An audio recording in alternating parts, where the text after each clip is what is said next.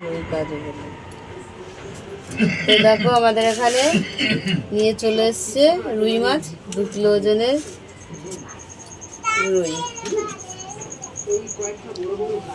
বানাবো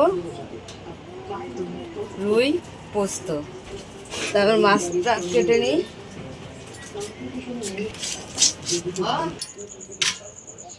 কেটে ফেলেছি।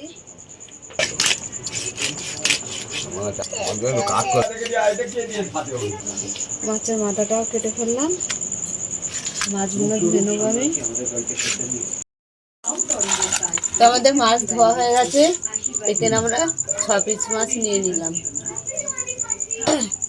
আমাদের সমুদ্র কেটে নিলাম, এদিকে বসিয়ে দিয়েছি। আর এখানে মাছে আমি হালকা হলুদ মাখিয়ে নিচ্ছি। স্বাদ মতো নুন দিয়ে দিলাম। কড়াটা গরম হয়ে গেছে, তেল দিয়ে দিচ্ছি। আমরা নুন হলুদটা মাখিয়ে নিলাম মাছে।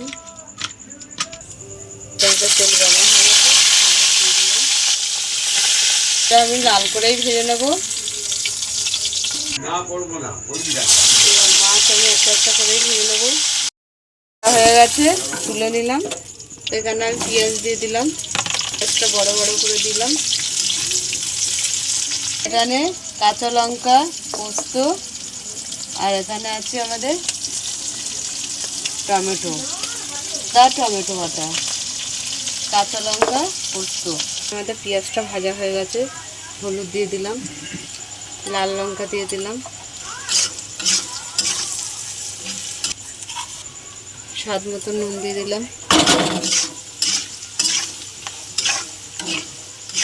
টমেটোটা দিয়ে দিলাম, টমেটো আর আদা।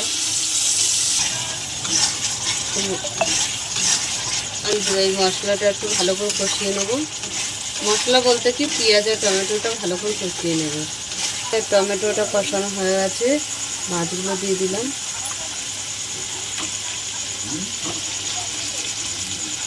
কাঁচা লঙ্কা আর পোস্ত বাটা দিয়ে দিলাম। সেখানে আমি অল্প একটু জল ব্যবহার করলাম, ঢাকা দিয়ে দিলাম। তো আমাদের পোস্ত রুই হয়ে গেছে, নামিয়ে নেবো।